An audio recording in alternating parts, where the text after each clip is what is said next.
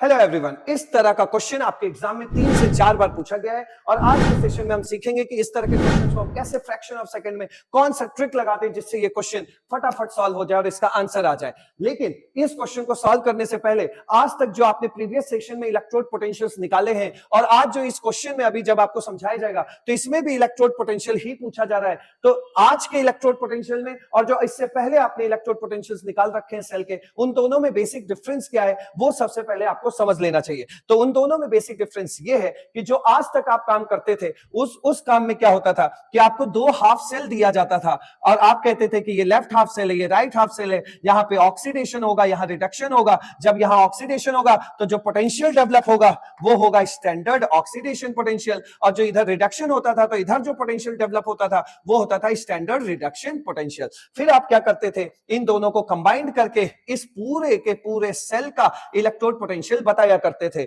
और कैसे बताया करते थे, E naught of full cell equal to half cell के जो पोटेंशियल्स थे उनको आप जोड़ दिया करते थे इस तरह। तो ये था आज तक का क्वेश्चन जो आपने प्रीवियस सेशन में सीखा था। लेकिन आज जो क्वेश्चन आपसे पूछा जा रहा है उसका डिफरेंस ये है कि यहां पर आपको एक कंप्लीट सेल नहीं बनवाया जा रहा है। जैसे मान लीजिए कि हमें इस पूरे सेल का इलेक्ट्रोड पोटेंशियल बताना था।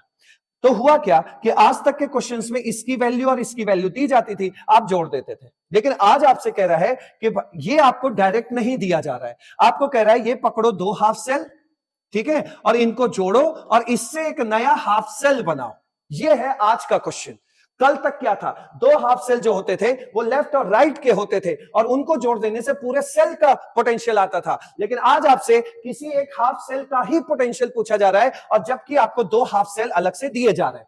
जैसे रिडक्शन पोटेंशियल पूछा जा रहा है तो ये दोनों हाफ सेल आपके रिडक्शन वाले दे दिए और बोला कि आप पहले इन दोनों हाफ सेल को जोड़ो और इस हाफ सेल का पोटेंशियल बताओ। तो आज के क्वेश्चन में ये है डिफरेंस। क्लियर? तो यहां पे आपको इसका पोटेंशियल सिर्फ बताना है, मदद इसकी लेनी है। इसको बनाने में किन दो हाफ सेल को जोड़ा था उनको जोड़ के इसी हाफ सेल का ही पोटेंशियल बताना है, पूरे बैटरी का पोटेंशियल नहीं बताना है। अब देखिए इस क्वेश्चन में क्या हो रहा है, जरा सावधानी से समझ लो कि भाई हाफ सेल है तो उसमें एक ही प्रकार की रिएक्शन हो रही होगी। जरा देख लेते हैं कि सब हाफ सेल दिए हैं कि नहीं दिए हैं।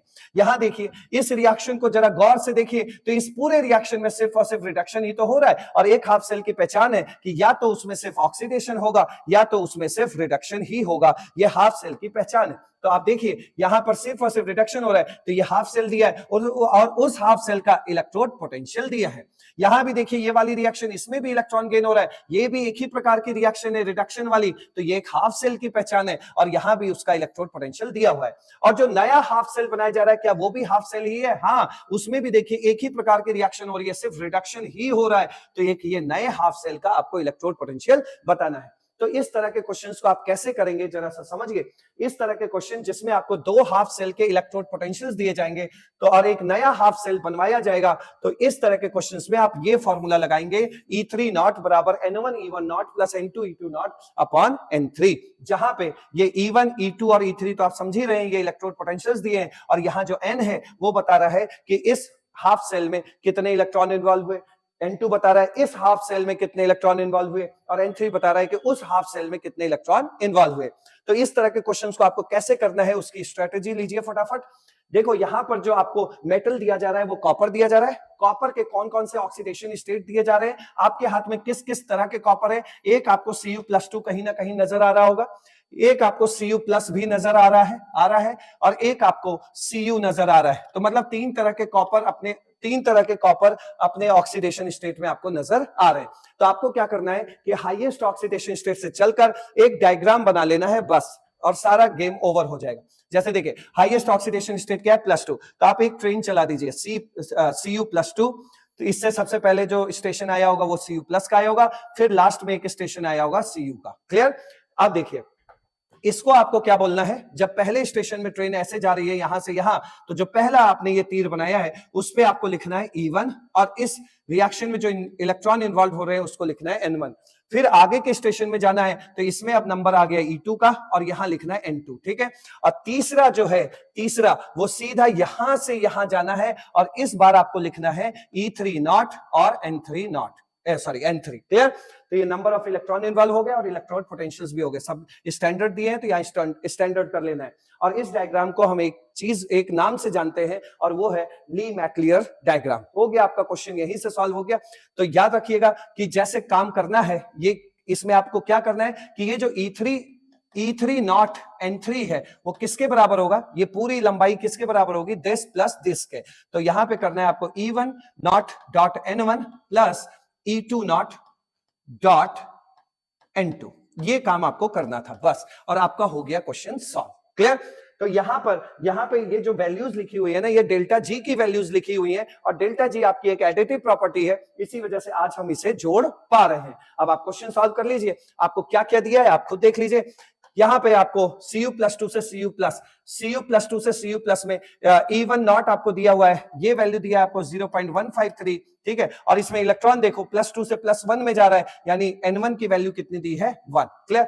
आगे बढ़िए, आपसे कह रहा है Cu+ से Cu, ये तो आपके लिए क्वेश्चन मार्क हो गया। और यहाँ पे N2 बताइए, +1 से ये 0 में जा रहा है, तो N2 की वैल्यू क्या हो गई, 1, यानी एक इलेक्ट्रॉन इन्वॉल्व है।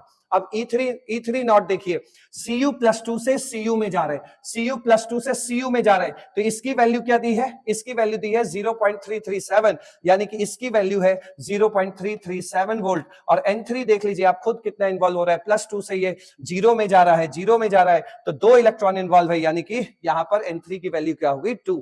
अब यहां से आप सॉल्व करेंगे तो क्या आएगा, जरा ध्यान से देख लो। E3 नॉट की वैल्यू हो गई आपकी 0.337 और इनटू N3 की वैल्यू हो गई 2 बराबर E1 नॉट की वैल्यू हो गई आपकी 0.153 और इनटू N1 की वैल्यू हो गई 1 और प्लस आपसे E2 नॉट पूछा जा रहा है और इसमें N2 की वैल्यू भी कितनी हो गई, 1।